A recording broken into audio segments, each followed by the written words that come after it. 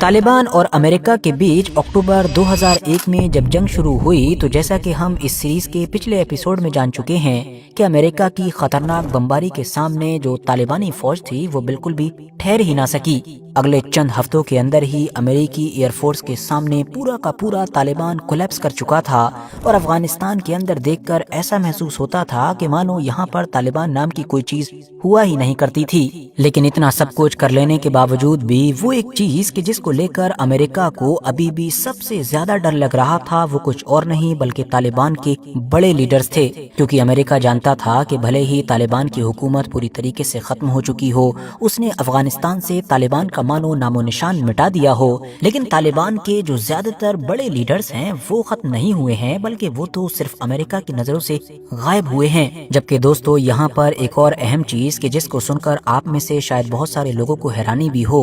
کہ جس امریکہ نے افغانستان کے اندر سے طالبان کو چند ہفتوں کے اندر پوری طریقے سے ختم کر دیا تھا، اسی طالبان کو اگلے چند ہفتوں کے اندر افغانستان میں پھر سے زندہ کرنے میں بھی اگر سب سے بڑا کردار کسی نے ادا کیا تھا تو وہ امریکہ تھا۔ اور یہ کیسے ہوا تھا یہ بھی آپ لوگ آج کی اس ویڈیو کے ذریعے سے جان سکیں گے۔ تو سب سے پہلے تو ہوا یہ کہ امریکہ کے اس حملے کے لگ بھگ 8-9 مہینے کے بعد ہی، مطلب 2002 کا سال بھی ابھی آدھا ہی گزرا ہوگا، کہ طالبان کے ایسے بہت سارے کمانڈرز اور لیڈرز کہ جو نہ تو امریکی حملے میں ختم ہوئے تھے اور نہ ہی گرفتار ہوئے تھے، انہوں نے ہمت کر کے آپس میں ملنا جلنا شروع کر دیا۔ یہ ملاقاتیں پاکستان کے کوئٹہ اور کراچی جیسے مشہور شہروں میں یا پھر افغانستان کے بھی کچھ ایسے ایریاز میں ہوا کرتی تھیں کہ جو امریکہ کی پہنچ سے کافی دور سمجھے جاتے تھے۔ ان ملاقاتوں میں یہ لوگ بیٹھ کر گھنٹوں گھنٹوں تک بات چیت کرتے رہتے تھے اور جانتے ہیں کہ بات چیت بھی خود افغانستان کی پولیٹکس کو لے کر ہوتی تھی کہ آخر وہاں پر کیا ہوا ہے، امریکہ نے کیسے کیا ہے اور فیوچر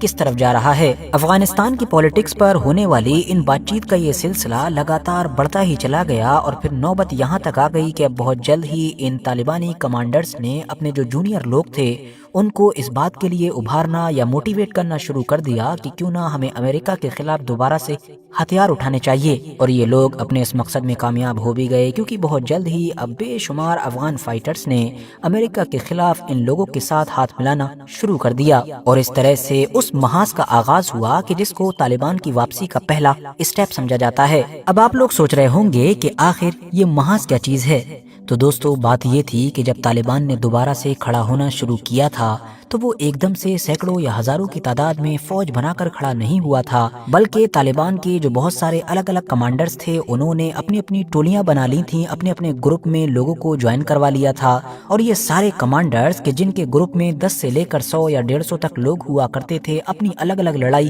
لڑا کرتے تھے۔ الگ الگ کمانڈر کی لیڈرشپ میں بننے والے انہی الگ الگ گروپ کو دراصل محاذ کہا جاتا تھا۔ جس وقت افغانستان کے الگ الگ علاقوں میں بننے والے یہ چھوٹے چھوٹے محاذ امریکہ کے خلاف جنگ کا آغاز کر چکے تھے، اس وقت جو طالبان کی سینئر لیڈرشپ تھی وہ اس پورے سین سے غائب نظر آ رہی تھی۔ مطلب ان سارے محاذ کا جو طالبان کی مین لیڈرشپ تھی اس سے کوئی بھی لینا دینا نہیں تھا، بلکہ یہ سارے محاذ تو آپس میں بھی ایک دوسرے سے کوئی کانٹیکٹ نہیں رکھا کرتے تھے، ان کو تو ایک دوسرے کے بارے میں زیادہ کچھ پتہ بھی نہیں تھا۔ بس اتنی خبر ملتی رہتی تھی کہ ہاں ہماری طرح ہی فلاں علاقے میں بھی کوئی امریکہ کے خلاف جنگ کر رہا ہے۔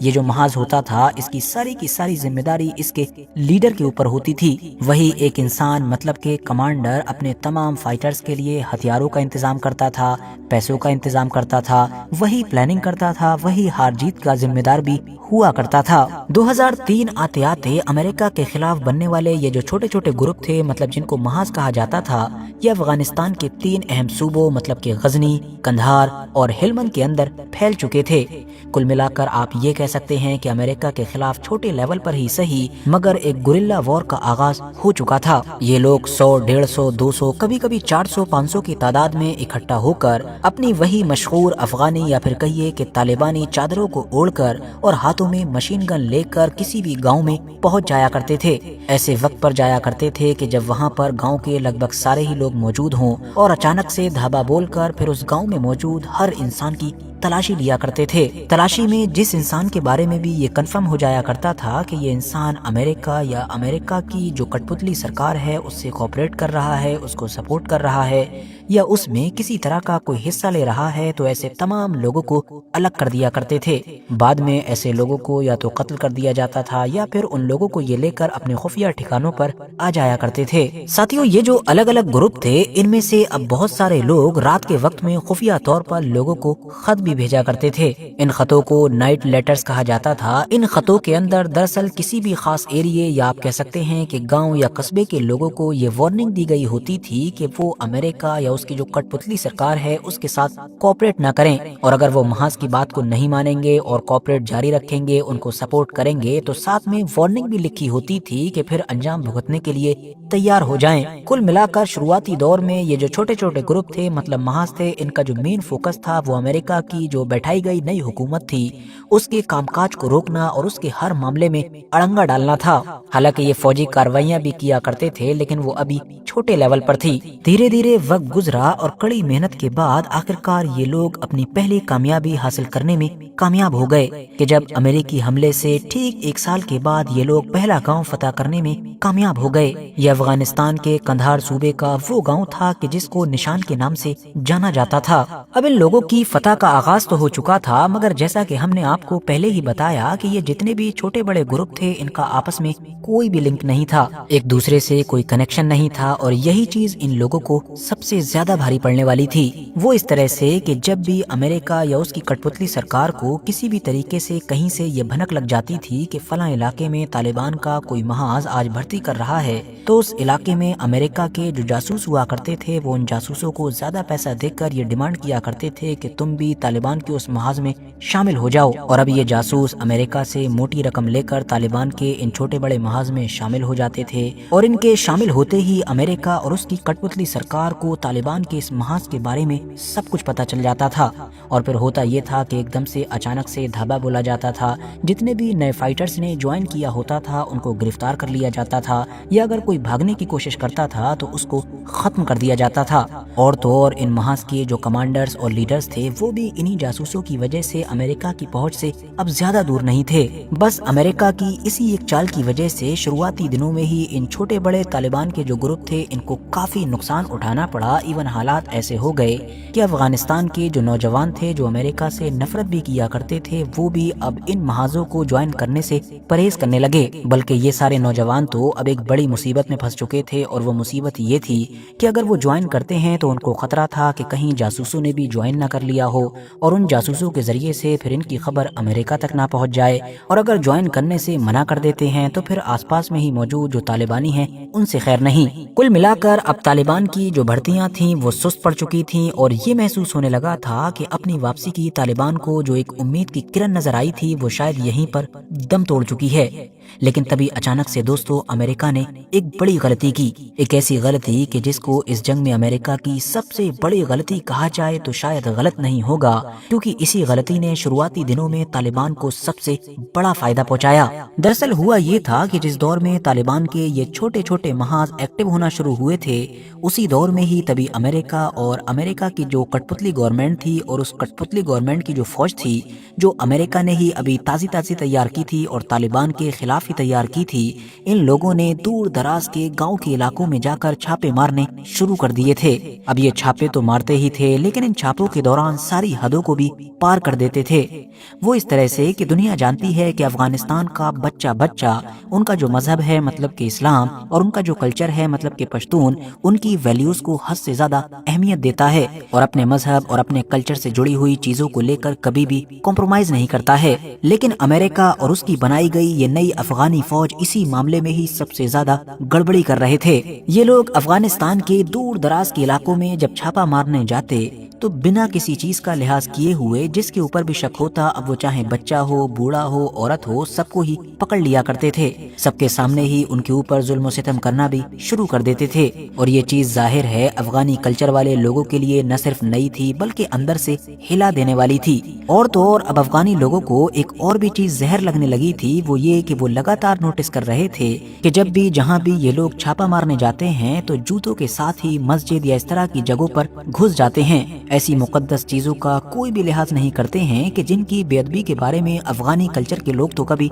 सोच भी नहीं सकते हैं। अब पश्तून कल्चर के लोगों के लिए उनके सामने ही उनके घर की औरतों, बूढ़ों या बच्चों के ऊपर हाथ उठाना तो दिल दहला देने वाली चीज थी ही। साथ ही साथ एक प्रॉब्लम ये भी होती थी कि जब भी अमेरिका या उसकी कठपुतली अफगानी फौज उनके घर के किसी बंदे को उठा ले जाती थी तो फिर उसको आजाद कराने में इन लोगों के पसीने छूट जाते थे। गांव के इन गरीब और कमजोर लोगों को अफगानिस्तान की जो कठपुतली गवर्नमेंट थी उसके अफसरों की जेब भरनी पड़ती थी। इस रिश्वत को देने के लिए कोई अपनी प्रॉपर्टी बेचता तो कोई अपने घर पर खड़ी हुई मोटरसाइकिल बेचता, तब जाकर ये लोग अपनों को आजाद करवा पाते थे। दोस्तों, जब एक तरफ ये सब कुछ चल रहा था, उसी वक्त ही अफगानिस्तान के अंदर एक और भी अहम चीज नोटिस की जा रही थी। वो ये थी कि जब से अमेरिका की कठपुतली वाली गवर्नमेंट अफगानिस्तान में आई थी, तब से अफगानिस्तान के ये जितने भी गांव देहात के इलाके थे, यहाँ पर जब भी कोई क्राइम होता था, मतलब चोरी, डकैती या मर्डर वगैरह, तो गांव के लोगों को इंसाफ नहीं मिल पाता था। वो लोग कई कई दिन, कई कई हफ्तों, बल्कि कई कई महीनों तक पुलिस स्टेशन के चक्कर ही लगाते रहते थे, मगर फिर भी उनकी कोई भी सुनवाई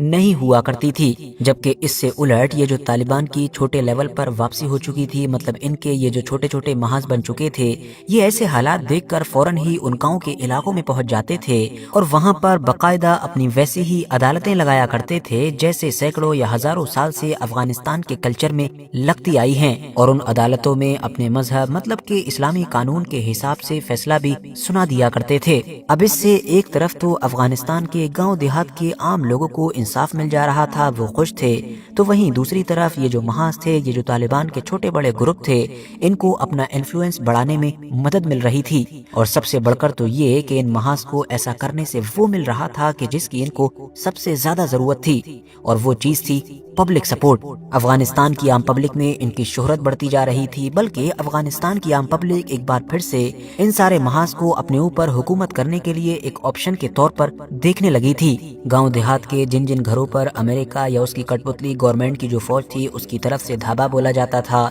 उनके घरों के बच्चों, बूढ़ों या औरतों पर हाथ उठाया जाता था, जुल्म सितम किया जाता था। अब उस घर के नौजवानों ने तालिबान के इन ग्रुप्स के साथ मिलकर अमेरिका से बदला लेना शुरू कर दिया था। कुल मिलाकर अब तालिबान का इन्फ्लुएंस धीरे धीरे बढ़ना शुरू हो गया था, बल्कि ये जो पब्लिक सपोर्ट उनको मिला था, इससे इतना बड़ा बदलाव आया कि अब तालिबान के लोगों को किसी भी गांव देहात के इलाकों में जाने के लिए रात की जरूरत नहीं थी, बल्कि वो किसी भी वक्त चले जाते थे। और खास तौर से उनके जासूस तो अफगानिस्तान के पूरे साउथ के इलाके में हर जगह ही नजर आने लगे थे। बस यहीं से ही अफगानिस्तान के अंदर तालिबान वर्सेस अमेरिका की डायरेक्ट जंग का आगाज होता है, या आप ये कह सकते हैं कि शूरा और गुफाओं के दौर का आगाज होता है। गुफाएं वही कि जिन्होंने अफगानिस्तान के अंदर तालिबान की अमेरिका के खिलाफ जंग में सबसे ज्यादा मदद की थी, मगर कैसे? साथ ही आप लोग ये भी सोच रहे होंगे कि आखिर ये शूरा क्या चीज थी। ये सब कुछ भी जानेंगे और साथ ही में जानेंगे सिर्फ एक टांग वाले उस तालिबानी कमांडर की कहानी कि जिसने उस दौर में अमेरिका की नाक में सबसे ज्यादा दम किया था। मगर अभी नहीं, बल्कि हमारी ये जो पूरी सीरीज है इसके अगले पार्ट में। इसीलिए आप लोग कुछ करें या ना करें, लेकिन नीचे मौजूद जो सब्सक्राइब का बटन है उसको जरूर प्रेस करें। पास ही में मौजूद जो बेल आइकन है मतलब के घंटी का बटन, उसको भी जरूर दबा दें, ताकि जैसे ही इस सीरीज का अगला पार्ट आए तो आप लोग मिस ना कर सकें। बाकी अगर ये वीडियो इन्फॉर्मेटिव लगी हो तो लाइक कर सकते हैं, और हाँ, दोस्तों के साथ शेयर भी कर सकते हैं।